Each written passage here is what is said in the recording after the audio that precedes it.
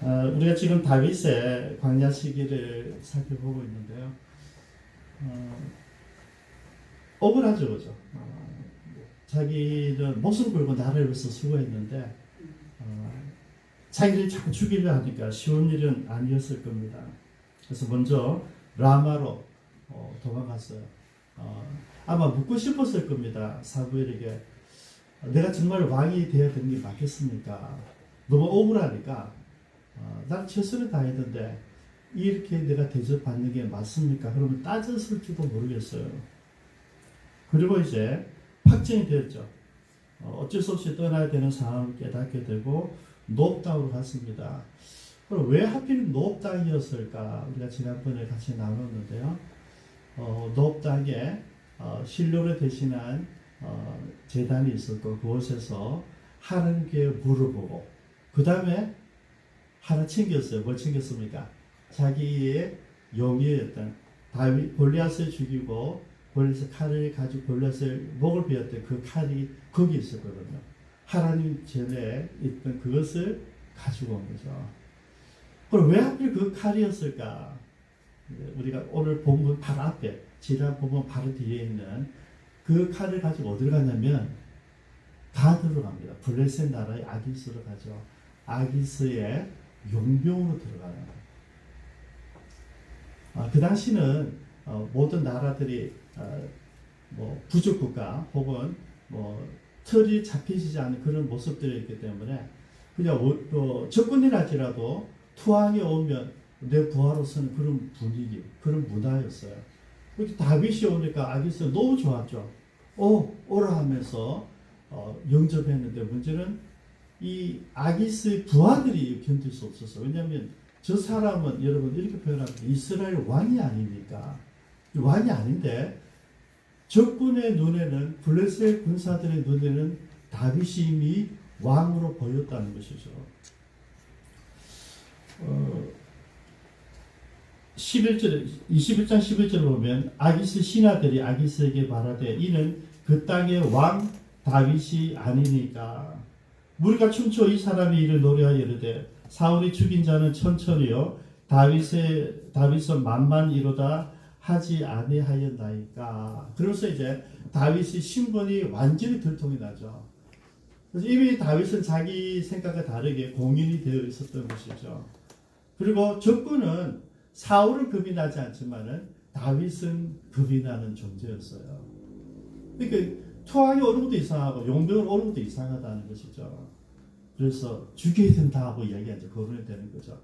그래서 우리가 본문을 보면 다윗은 어쩔 수 없이 미친 채예요. 그죠? 침을 흘리면서 횡설 수술하고 그래서 겨우 목숨을 부지하고 도망 나옵니다. 제가 여러분이 나누고 싶은 것은 자기가 그렇게 명예롭게 생각하고 내가 이 칼이 있어야 되겠다. 이 칼이 있으면 내게 미래가 좋아질 거라 생각하고 칼을 가졌지만 그 칼 때문에 용병으로 아기스에게 들어갔지만 그 칼 때문에 어떻게 해요? 죽을 뻔한 거죠. 여러분 칼을 구하지 마십시오. 여러분들이 멋지게 신앙생활했던 과거들, 내가 멋지게 헌신했던 많은 성들을 내려놓으십시오. 그것 때문에 우리가 망할 가능성이 더 많습니다. 하나님께서 제일 싫어하는 게 교만이거든요. 우리 늘 날마다 하나님 앞에 내 모습을 보며 겸손을 보셔야 돼요. 내가 낸대하는 순간 다윗의 칼이 되는 거죠. 이 골리앗의 칼은 다윗을 죽일 뻔했어요. 그리고 이제 다시 이제 들어갑니다.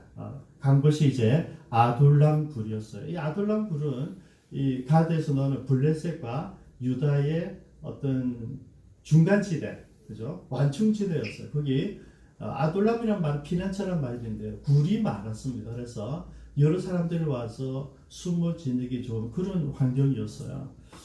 그곳에 이제 숨게 되는데 여러분 여기에서 뜻밖의 사건이 일어납니다. 여러 계획하지 않은 사람들을 만나게 되는데 그들의 만남을 통하여서 다윗이 자기의 진짜 골리앗의 칼이 아니라 진짜 정체성을 찾습니다. 저는 오늘 이 부분이 너무나 중요해요. 그래서 여러분들이 살아가다가 우리도 우연찮게 아둘람 굴에 들어갔다 할지라도 그곳에서 내가 만나는 여러 사람들을 통하여서 공동체를 이루면서 자기의 본질을 깨닫게 되는 그런 축복이 저와 여러분에게도 있기를 바랍니다. 먼저 1절을 보면 다윗이 그곳을 떠났어요. 그죠? 떠나서 아둘람 굴로 도망치며 그의 형제와 아버지의 온 집이 듣고 그리로 내려가서 그에게 이르렀고, 첫 번째 다윗에게 몰려온 사람들이 있는데 첫 번째 그룹이 가족들이었습니다. 이제는 공개적으로 사울이 다윗을 죽이라 명령했기 때문에 이제는 온 이스라엘이 다 알게 되었어요. 이제는 숨을 수도 없고 도망을 덮을 수도 없어요. 근데 제일 걱정이 뭡니까? 가족이죠, 가족. 다윗이 가족 때문에 혹시 몸을 사리게 될까 싶어서 가족들 알아서 그 형제들 많잖아요. 형제들, 전처님들, 7 형님들과 그 다음에 친족들, 아비의 모든 사촌을 8주까지 다 왔다는 것이죠. 저는 여기에 교회의 아름다운 모습이 있다고 생각합니다. 기쁨창교회 김원효 장로님의 집, 그죠? 그게 지금 집이지만은 세월이 지나서 장로님의 가문, 그죠? 조용원 집사님의 집이 아니라 조용원 집사님의 가문, 지수동 집사님의 가문, 그죠? 성관씨 집사님의 가문, 이진만 집사님의 가문이에요. 우리가 전부 다 이 가문을 이제 만들어 가는 거죠. 우리가 가족 친족을 전달 제일 힘들어요. 그런데 가족 친족들이 함께 있으면 그게 아름다운 공동체가 된다는 것이죠. 제가 세운동을 개척했을 때 우리 안봉화 권사님이 먼저 와주셨고, 그 다음에 집사님의 형제들이 이제 한 분, 두 분 오셨어요. 그죠? 저에게는 굉장히 힘이 됐어요. 뭐 노골적으로 오라 할 수는 없고, 근데 한 분, 두 분을 와주시니까 고마웠어요. 대개 보면은 개척교회에 가족들이 많이 모여주죠. 그리고 모이게 조금 더 성장한 가족도 다 떠나줘요. 또 짐이 되지 않도록 그렇게들 많이 하죠. 근데 저는 같이 있으면서 계속 영적 가문을 만들어 가라는 얘기죠. 그러면 이 영적 가문이 계속 복을 받는 가문으로 만들어져 가는 거죠. 먼저 일은 가족들이 모였다는 것이죠. 저의 꿈입니다, 여러분. 저는 기쁨창교회 지금 여러분들 다 남전쌤의 가문, 김민주 선생님의 가문, 여러분들의 성평태님의 가문, 여러분들의 지금은 혼자고 지금은 부부지만은 이제 가족, 그 다음에 그 가족이 데려와서 일가면 지금 이제 여러분들 전부 다 가문들을 만들어가는 거야. 제가 그럼 조금 전에 세안교회 30명, 그죠? 각자가 다 가문을 만들어가면 얼마나 좋을까. 그게 교회의 모습입니다. 두 번째 그룹이 있어요. 2절에 환난 당한 자와 빚진 모든 자와 마음이 원통한 자가 다 그에게 모였고, 두 번째 그룹은 소문이 이제 났기 때문에 여차하면 마음에 어떤 준비하고 있던 친구들이 다 모인 거죠. 다윗이 쫓겨났다를 보지 않고 다윗이 드디어 사울에게서 독립을 했구나를 본 거예요. 독립을 했구나. 지금은 이제 좋은 환경이 아니에요. 돈만 다니고 있잖아요. 아직은 언제 잡혀 죽을지 몰라요. 그런데도 많은 사람들은 다르게 생각하고 있었다는 것이죠. 아무리 봐도 사울에게서 어떤 하나님의 신정 통치는 기대할 수 없고, 사울도 자꾸 용병만 모으고 있거든요. 근데 다윗은 블레셋 사람들이 인정할 만큼 진정한 왕이라는 사실을 알았던 사람들이 모인 거예요. 그죠? 여러분, 환난 당한 자, 빚진 자, 마음이 원통한 자, 조금 다르게 해석해 보면 세상살이에 지친 사람들, 세상에서 열심히 살아왔지만은 돈과 빽이 없어서 가난한 사람들, 그리고 내 최선을 다했지만은 외로운 사람들, 영혼을 공부한 사람들이에요. 이런 모든 사람들이 다윗에게로 왔다. 그들은 사울과 가치관이 달라서 왔을 수도 있어요. 그죠? 종교 관념이 달라서 왔을 수도 있어요. 이념이 달라서 왔을 수도 있어요. 근데 이들이 다윗의 가족들과 함께 모였다는 것이죠. 이게 공동체다. 공동체. 아둘람 공동체는 다윗이 경험한 첫 번째 교회입니다. 우리 교회가 이제 다음 주 24주년이 되는데요. 다음 주 제가 나누고 싶은 것이 말씀이 하나님께서 마태복음 9장을 주셨어요. 그죠? 9장. 그 예수님의 모습을 우리가 살펴보기를 원하는데요. 그 예수님이 꿈꾸셨던 교회가 어떤 교회일까? 바로 아둘람 공동체다 이거죠. 저는 기쁨 창교회는 그래야 된다고 봅니다. 기쁨 창교회는 가족들이, 친족들이 어울려. 우리가 지금 올것을 초청을 하는데 올것의 기본이 뭡니까? 가족이에요. 기본이에요. 혈육이든지 그냥 영적인 가족이든지 가족을 말해요. 친구든지. 여러분 친구도 가족보다 더 가까울 수 있잖아요. 그죠? 그래서 기쁨 창교회 가지는 꿈은 공동체 꿈은 가족이에요. 여기에 여러 다양한 사람들이 함께 모여서 공동체를 만들어 간다. 그럼 교회는 뭐냐면 이런 사람들이 와서 하나님을 만나는 것이 우리 자녀금을 토성했는데 도망갈 곳이 어디 있어요? 하나님 외에는 없는 거죠. 이리 가보 저리 가보는데 결국 내 도피처는 하나님밖에 없다는 거죠. 여러분 우리가 세상 살이하면서 힘들고 지쳤을 때 가서 기댈 곳이 어디일까? 그래서 우리는 어떻게 생각합니까? 가족이잖아요. 그죠? 고향이고 가족이고. 여러분 우리 기쁨찬 교회가 여러분들의 고향이 되고 여러분들의 가족이 되면 그죠? 여기가 뭐가 되는 겁니까? 천국이 되는 거죠. 아멘. 그게 매주 경험하게 되는 거죠. 매주 봐서 불편한 사람도 있겠지만은 매주 여러분 우리가 이곳에 모였을 때 이 하나님 마음과 내 어려움들이 어울려져서 치유되어지고 예배 가운데 하나님 만나고 내 상처들이 치유되어지고 힘을 얻게 된다. 여러분 이곳은 천국이 되는 것입니다. 이런 천국은 우리가 만들어가는 것입니다. 그렇죠? 우리 하나님께 감천국이 경험된다는 것이죠. 두 번째, 이제 이 사람들 옴으로써 다윗이 변화가 일어납니다, 여러분. 어떤 변화냐니까 2절에 다시 한번 봅니다. 환난 당한 모든 자와 빚진 모든 자와 마음이 원통한 자가 다 그에게 모였고 그는 다윗은 그들의 우두머리가 되었는데 그와 함께한 자가 400명 가량이었더라. 저는 이 아둘람 공동체에서 아둘람 굴에서 도망갔지만은 그곳에서 하나님께서 보여주시는 하나님의 이끄심이 여기 있다 생각해요. 지금 다윗을 계속 도망다니는 거였습니다. 사울이 다윗을 잡아라. 다윗의 다른 사람들 다 잡아라. 죽이려 했지 않겠습니까? 그런데도 목숨 걸고 400명이 모였어요. 이제 다윗은 혼자 도망 다녔는데 자기를 따르는 400명이 여기 온 거죠. 여러분 어떤 분위기가 되겠습니까? 내가 혼자 도망 다녔는데 이제는 나를 따르는 400명의 뭡니까? 보호자가 되어야 되는 거죠. 이게 사명이에요. 저는 하나님께서 너무나 기가 막히게 다윗을 인도하셨다 생각해요.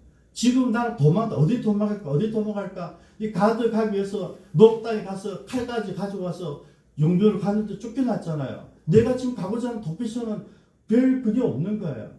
그리고 이 고래 어딜 같이 고민하고 왔는데 도망 다니는 다윗이 아니라 네가 책임져야 될 공동체를 허락하신 거예요. 이제 400명이 근데 장차는 이스라엘이라는 전 나라를 다스리는 왕으로 세우는 뭔가 첫 발걸음이 여기 시작되는 거죠. 그래서 여러분 저 하나님께서 너무나 정확하게 힘들고 외로웠을 다윗에게 아니다. 너는 책임질 사람이 있다는 것이죠. 여러분 이제 더 이상 다윗은 뭡니까? 도망 다니는 자가 아닙니다. 앞으로도 10년을 더 다니는데 지금 400명이 왔는데 이 400명은 10년 동안 같이 도망 다녀야 돼. 근데 이제 도망 다니는 게 아니고 뭡니까?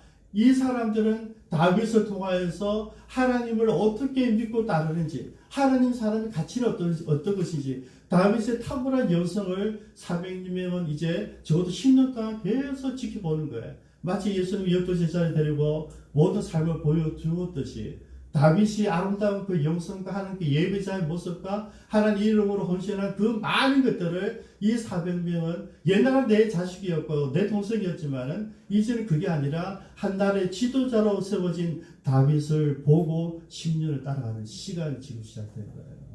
여러분 기가 막힌 하나님 인도하심이에요. 이제는 도망자가 아니라 지도자로 세워지는 다윗이 시작되고 있다. 무서워하는데 생각나는 사람이 있더라고요. 입다. 그래서 입다하죠. 사사기 11장 넘어가. 입다가 태어났는데 기생을 통해서 났어요. 소자란 말이죠. 본부인 아들들이 나중에 막 쫓겨냈어요.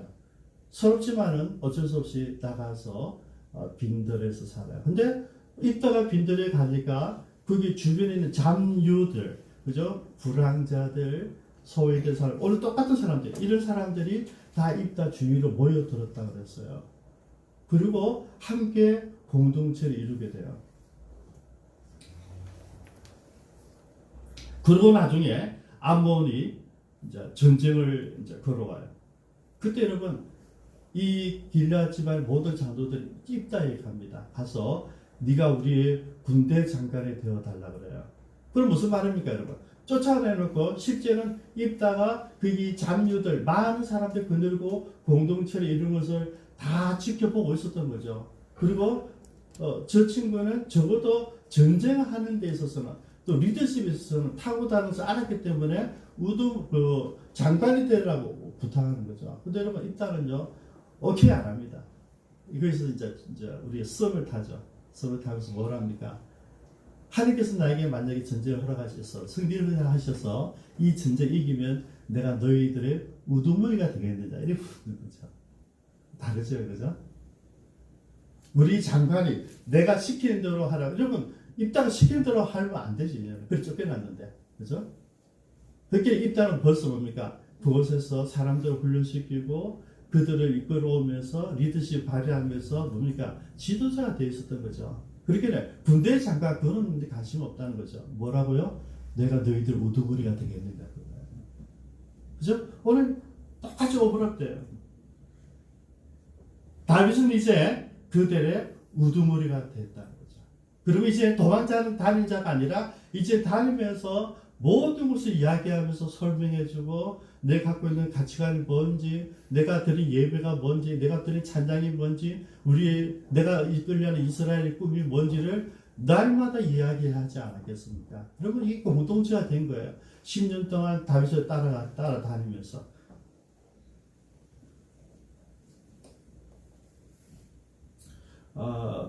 그리고 이제 다윗은 이 현실을 이제 인지한 거죠.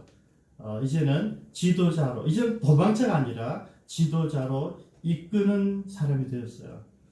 그리고 현실적인 다윗은 여러분 무조건 영적인 사람이 아니에요. 현실적으로 이야기합니다. 3절에 다윗이 가서 모압 미스베로 가서 모압에게 이르되 하나님이 나를 위하여 어떻게 하실지를 내가 알기까지 나의 부모가 나와서 당신도 함께 있기를 청하나이다. 부모님은 같이 전쟁 다닐 그런 연세가 아니니까 부탁을 합니다. 그죠? 이 모압에 가서 모압 왕이 또 책임져 주겠다고 그러죠. 근데 거기 있으려고 하는데 5절을 보십시오. 하나님 명령하는 거죠. 너는 이 요새에 있지 말고 떠나 유다 땅으로 들어가라. 다윗이 떠나 헤르 수풀에 이르니라. 마지막 모습은 다윗의 순종이에요. 하나님께서 다윗이 우두머리가 되는 순간부터 얘기하는 거죠. 그죠? 여러분, 지금까지 여러분 다윗이 뭐하러 다녔어요? 물으로 다녔잖아요. 그죠? 사무엘에 가서 물어봤어요. 아히멜렉이 물어봤어요.